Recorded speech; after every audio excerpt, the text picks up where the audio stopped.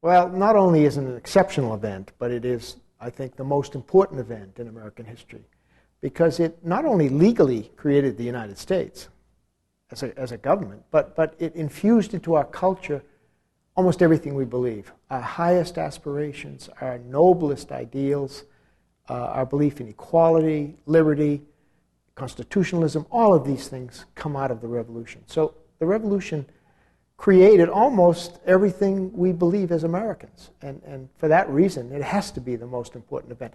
Not to mention the institutions of our government. The presidency, the Congress, the Supreme Court, all of this is created by the Revolution. So it's got to be the most important event in our history.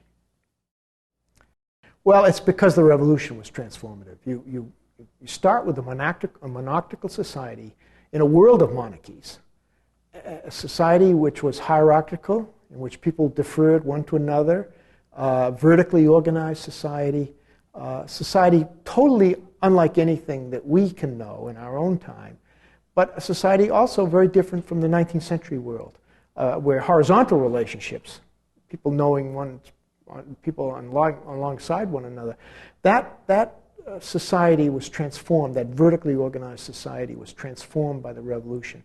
People came to relate to one another in a very different way, and you had the emergence of, in the northern states at least, of a recognizably modern society, commercially oriented, capitalistic, and with a great deal of emphasis on equality and democracy. Highly democratic society by world standards, perhaps not by modern standards. Women did not vote yet.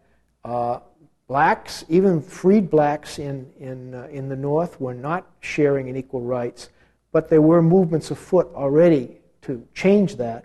But by the standards of the time in the rest of the world, the United States had become, by 1820, the most democratic society in the world.